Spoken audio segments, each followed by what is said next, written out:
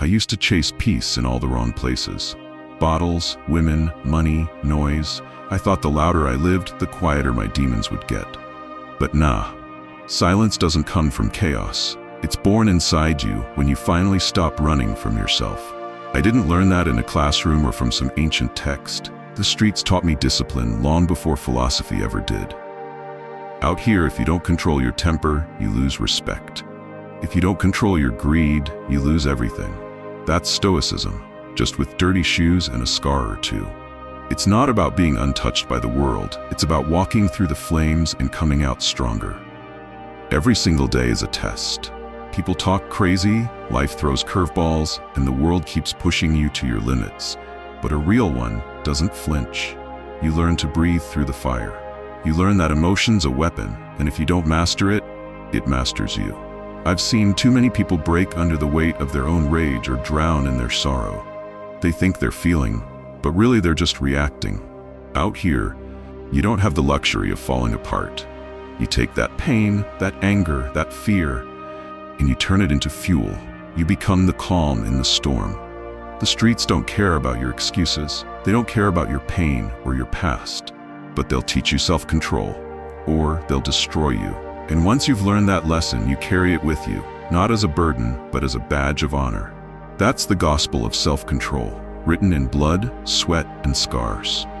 They say, improve your attitude, but nobody tells you how. You do it by stopping that victim talk, by accepting that life doesn't owe you a damn thing. It's easy to fall into the trap of blame, blaming the world, blaming others, even blaming yourself. But real growth starts when you let go of that mindset. The world doesn't bend for your feelings. You bend your feelings to face the world. Every morning I look in the mirror and ask, what version of me is walking out that door today? It's not just a question, it's a challenge. It's a reminder that attitude isn't something you talk about, it's something you live. Attitude isn't words, it's posture. It's the way you carry yourself when the weight of the world tries to crush you. It's the quiet confidence you exude even when everything around you is falling apart.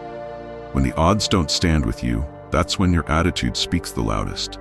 It's not about being loud or aggressive. It's about standing firm in the face of adversity. It's about knowing that even when the world pushes back, you've got the strength to push forward. That's the essence of self-control. Bending without breaking, standing tall, even when the ground is shaky. Next, communication. You ever notice how real ones talk less? That's because they think more.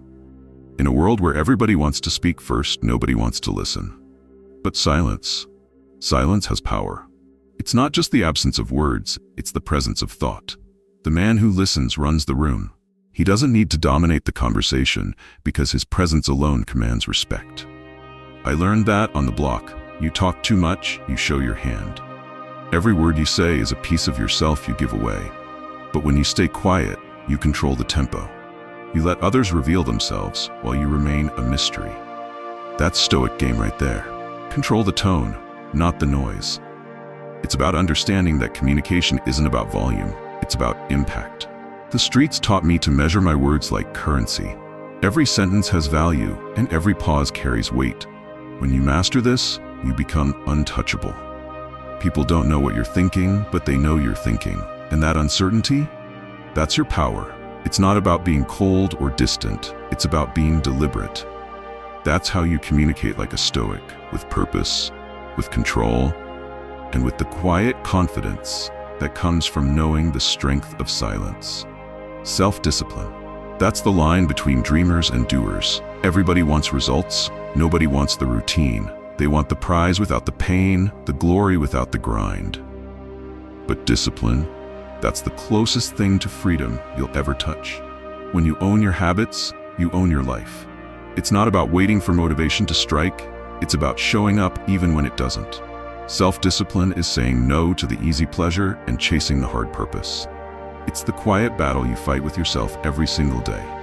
You skip the shortcut, you push through the discomfort, and you keep going when everything in you wants to quit.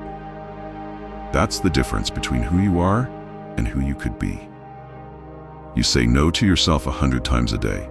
No to the distractions, no to the excuses, no to the little compromises that chip away at your potential. And that no, that's how you build respect for your own soul. It's not about punishment, it's about integrity.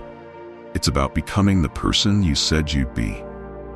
The streets don't reward half-hearted effort. They don't care how tired you are or how much you've been through. But if you've got the discipline to keep moving, they'll make space for you. That's the undeniable truth. Self-discipline isn't a gift, it's a choice. And every time you choose it, you're one step closer to freedom. Then comes the cage we all live in, limiting beliefs. Those invisible bars that whisper, you ain't enough, you can't make it, you're not built for this. They're sly, those whispers. They creep into your mind when you're at your weakest, convincing you that your failures define you. Man, break that cage. Don't let those lies hold you hostage. Every thought you believe shapes your reality. When I stopped telling myself I was broken, life started treating me like I was whole. It's like the world reflects what you project. If you see yourself as weak, the world will test your weakness. But if you see yourself as strong, the world will respect your strength. The mind's a trap or a throne. It's your choice. Who's sitting on it? I've learned to guard my thoughts like a fortress. I don't entertain the doubts, the fears, the what-ifs. Instead, I feed my mind with truth. I am enough. I can make it. I am built for this. And when those whispers try to crawl back in, I shut them down with action. Because belief isn't just something you feel. It's something you prove. The cage is only as strong as you let it be. Break it. Step into the reality you deserve. The mind is yours. Make it a throne, not a trap. Time management? That's not about planners or alarms. That's about respect for the minutes that'll never come back. Every second wasted on hate, gossip, regret, that's time you'll never see again. Think about it. The hours you spend complaining, the days you spend blaming, the years you spend drifting, they're gone. Forever. The Stoics called it memento mori. Remember you're gonna die.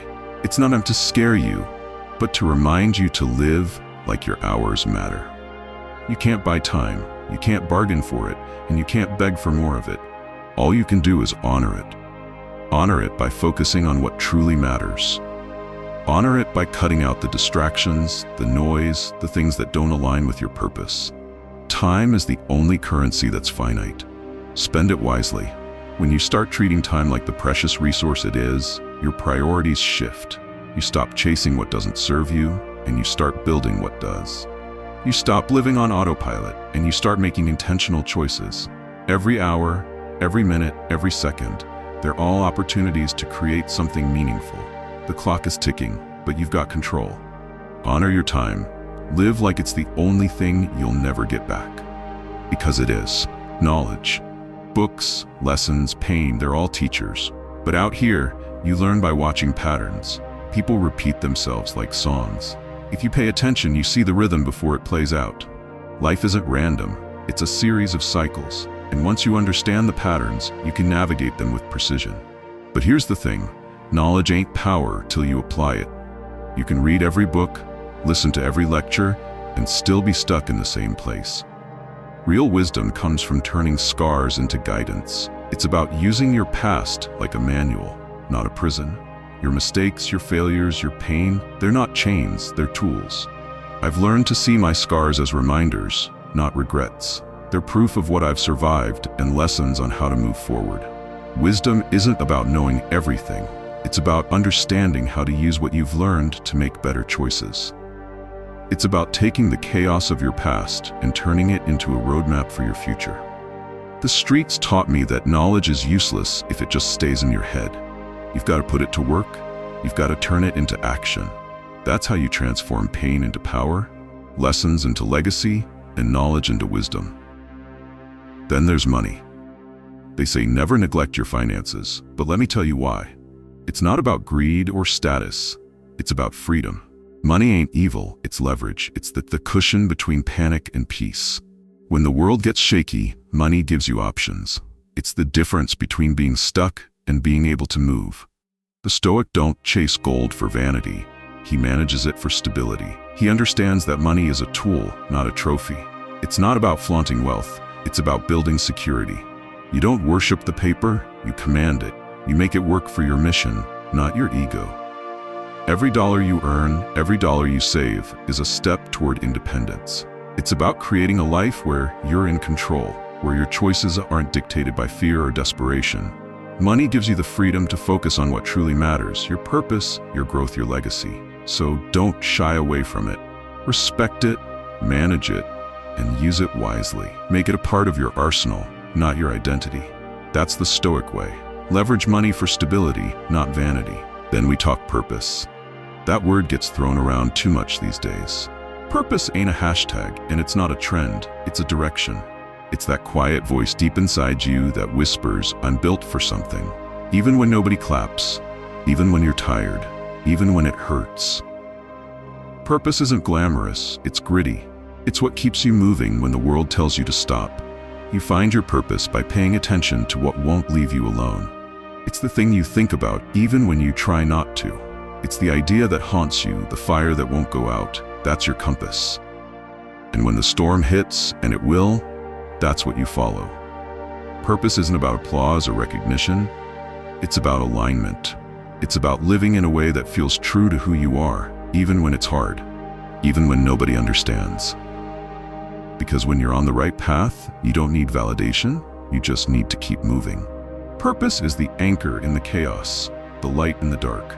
It's not something you find once, it's something you choose every day.